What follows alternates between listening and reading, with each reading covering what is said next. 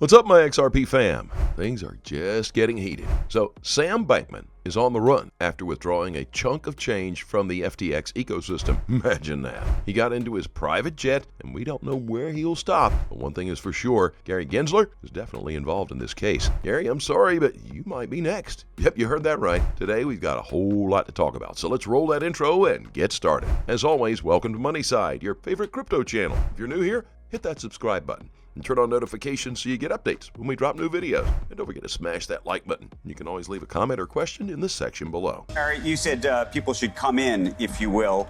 Sam Bankman-Fried, it appears from your calendar, on March 29th, 2022 at 4 p.m. came in and actually met with you, along with Brad Katsuyama of IEX.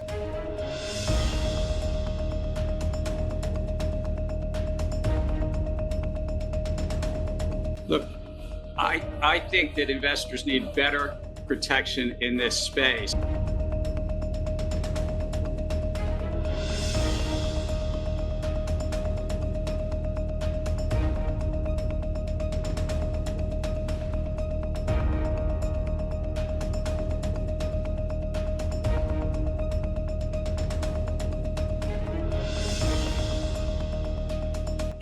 Even if you're not talking a Ponzi scheme, even if you're not talking Bernie Madoff, just the commingling of funds gets you back to like an MF Global situation or something. I mean, there are big issues, and that's a big no-no.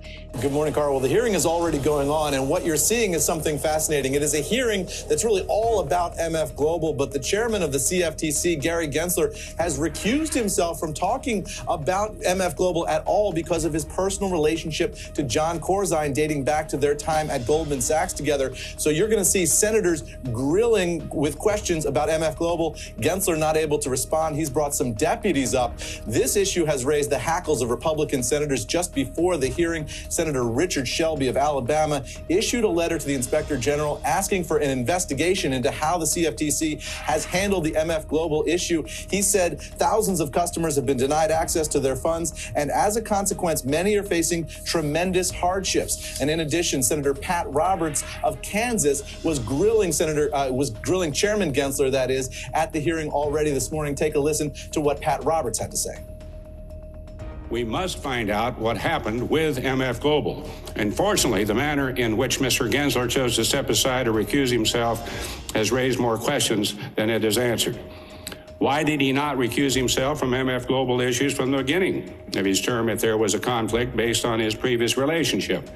Why did he wait until November 3 to decide he should step aside instead of doing it immediately on October 31 when everything came unraveled and MF Global declared bankruptcy? When they specifically say that Corzine was named CEO of the company in part because of his relationship with Gensler and his ability to navigate through and influence the rules that would affect MF Global. And of course, it became a prime dealer during the period of Corzine and indeed Gensler. One of the key questions in all this, Simon, is to what extent was Corzine personally lobbying in Washington to make sure that MF Global had the ability to make the enormous bets that it made on European debt that turned out to be so bad? To what extent was Corzine personally responsible for pushing the leverage up at MF Global and clearing the regulatory thickets in Washington to make sure that that could go ahead and happen? But from a regulatory standpoint, that's not Corzine's issue. He's just another player in the private sector. That's Gensler's issue, isn't it? The conflict of interest. He's the guy that should be actually standing on Capitol Hill and explaining exactly what went on. And fundamentally, they failed because they didn't protect those segregated funds. The regulator has failed quite clearly. Well, that's the question that we're going to get in today's hearing, and that's why it's so fascinating that right now Gary Gensler is sitting before a Senate committee testifying on this issue. They're going to want to ask him all the questions, but because of this recusal, he's not going to be able to necessarily answer all those questions. He's brought up, as I said, a deputy to handle all the MF Global questions, so he's going to have to respond sort of via a cutout here because he's now stepped away. In that letter to Senator Pat Roberts that he did issue, he said he's not going to handle any MF Global questions, although he did sit in on some of the early meetings on the MF Global failure. At some point, he decided, I better not do this anymore because probably there was so much public outcry about MF Global, he realized it was a problem. Forgive me, I don't understand. I can understand why the guy recuses himself from what is going on now. Gensler was directly connected to Sam. So why didn't he go after the one guy who's had a history of fraud. What was Gensler up to all this time? Or better yet, is he really protecting investors or his own personal interests? Now that Gensler has been cornered, he refuses to comment about it, and that's convenient, considering how vocal he was when suing the Kardashians. Why hasn't he said anything about this case? If you check the video, Gensler met with SBF to work out a legal loophole to obtain regulatory monopoly. From all the cases Gensler has been in, this one has cost crypto investors millions, and the market keeps on bleeding because Gensler didn't do his job. As a matter of fact, I really don't think he should still be holding the office. Clearly his judgment is clouded, and from my standpoint, it seems that he's always giving passes to the wrong institutions. Like, for instance, why was he meeting with SBF to work out a legal loophole while at the same time suing Ripple, the one crypto company that's been in business even when dealing with this legal matter? Yet Sam is on the run? I mean, come on, guys. Gensler isn't protecting anyone. All these people are avoiding involvement with FTX now that the company has gone down. Do you feel duped? Are there things you think you should have seen? And what do you actually think happened? Well, again, do I feel duped? Yeah, I'm disappointed is the way I would describe it. I think duped, I guess, is the right word, but I am very disappointed because I do like Sam, okay, and I don't understand the motivation for exactly everything that's going on. What was the second part of that question, Andrew? Well, it was really, what do you think happened? Do you think this really was a commingling of funds? What do you know about that? I can only surmise. How do you think that started? I mean, I think some people look at this and say, is this Bernie Madoff? Is it a Ponzi scheme? Is this just a commingling of funds? I would say what happened with John Corzine? I mean, what an MF Global? What do you compare this to? Remember, with John Corzine, and I said this 10 years ago, John was an honest guy, and everybody got back $1 for $1 once everything was accounted for. I don't know what happened because I was not an insider at FTX. I can surmise. It's difficult to answer hypotheticals, and I don't want to be accusatory because of the way the legal system works. But let me provide a hypothetical answer. If there was a commingling of funds, we think, and our friends in the industry that made direct investments in Sam's company as venture capitalists, it may have started in the April, May, June timeframe. Remember, the venture capitalists that did due diligence on the firm, us doing due diligence on a firm alongside of them, you couldn't see that type of activity. When Three Arrows went down, it could be possible, Andrew, that Sam had difficulty then, and then he made some decisions that turned out to be disastrous for him and for both sides of his business. But I don't know that for a fact. But do you think that this, I mean, there has been some speculation around Three Arrows and whether that was something that would have happened this summer or whether it goes back even farther. And the reason I'm asking about that is, we were talking to Brian Armstrong yesterday, somebody who said, look, I'm in a competing business. I know my numbers, I knew his numbers, and for a very long time, I thought to myself, this is weird. Where are they getting all this money from? And, this money was not just being spent in the last, call it 4 or 5 months. This started almost a year ago, if not longer. What red flags do you think that you missed? And by the way, not just you would have argued Sequoia. Yeah. I mean, you could go down the list. Absolutely.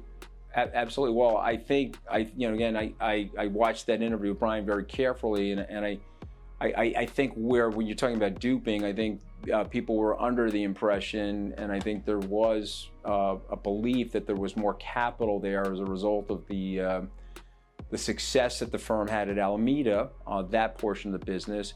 If you're asking me about mistakes that were made, the VCs and others probably should have said to Sam, listen, you got to if you're going to focus on FTX, you got to shut down Alameda. People bought into the argument that Alameda was a client of FTX and there was a separate Chinese wall. Because Wall Street is good at dealing with conflicts like that, I think people bought into that, and that was obviously a mistake. Bankman-Fried, FTX. I've been teeing Cojones up on this a little bit. How does this guy, how does he keep doing what he's doing?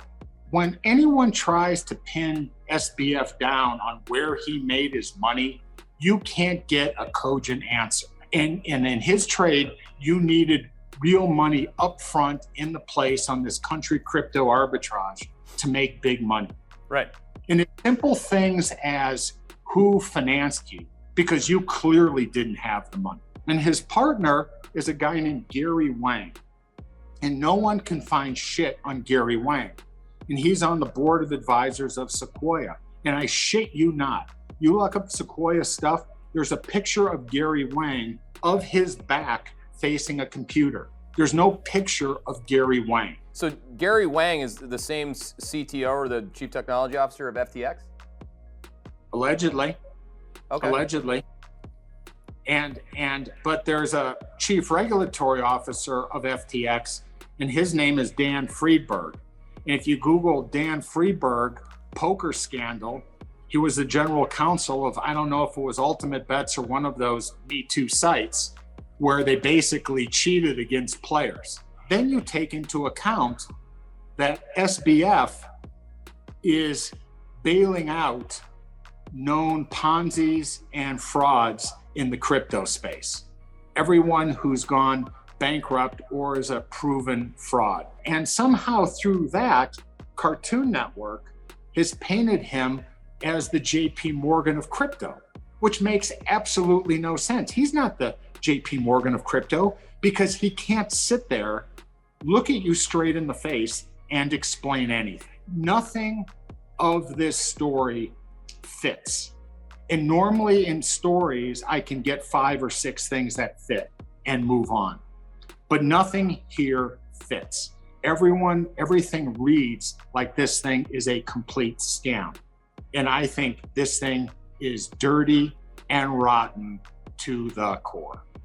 For those crypto investors out there that are still holding or have cash on the sideline or thinking, maybe I should be buying, what are you telling them? FTX is not Bitcoin. FTX is not crypto any more than, Webvan was the internet back in 1999. Why I'm still enthusiastic is there's an inevitability of this. Like Bitcoin's got 180 million people that have participated in its ecosystem. It's decentralized. Listen, people buying and selling and creating derivatives on it will come and go, but Bitcoin will stay. I'm certain about that. Will the price go down from here, up from here? Listen, we got a CPI number in an hour that'll have some impact. This is going to take weeks to play out, if not months. And so it's going to be a tougher period for crypto companies. You're going to see a lot, unfortunately, go under because their money got stuck, right? Any big liquidity provider, so any big arbitrageur, quantitative trading business had to have lots of money on FTX. And so that's going to be where a lot of pain is. I read, I don't know if it's true that the El Salvadorian government's, crypto was on FTX and they were calling for extradition of Sam. The fallout will be far, but it's not going to stop the underlying community from holding together. Certainly in Bitcoin, in Ethereum, there are too many people vested in the success of these communities. Remember, those communities are decentralized. If Mike Novogratz gets run over by a car, God forbid, or Michael Saylor gets, proven to be, something he's not, or whoever, Bitcoin doesn't matter, right? These centralized tokens, like Sam was FTT. It's a very different ecosystem. And for some reason, evidence is cropping up left, right, and center about the background of Sam, his affiliation to Gary Gensler, and also questions are being raised about how he got his money. My question to you guys is, why did Gensler not see this coming? Why didn't he investigate FTX when he was talking to Sam and finding legal loopholes for it? I've said this time and time again. Gensler doesn't know what he's doing, and that is dangerous for the entire crypto world. Now, what happened with FTX is just the beginning if Gary Gensler doesn't step down. His lack of crypto knowledge and his ties to the wrong people will be the downfall of the crypto world. This is only the beginning, guys. And when Gensler is finally found guilty, XRP will go straight to the moon. Just wait and see. As always, do your own research and always trade safely, guys. Please keep in mind we're not a licensed financial advisor. All videos on this channel are intended for entertainment purposes only. You can let us know always what you think in the comment section below. Let's start a conversation. Thank you so much for watching. Couldn't be here without you. Don't forget to like this video and please click on that subscribe button below. And be sure to turn on notifications. That way you get informed whenever we post our amazing content. Thanks again. And we will see you on the next Money Side.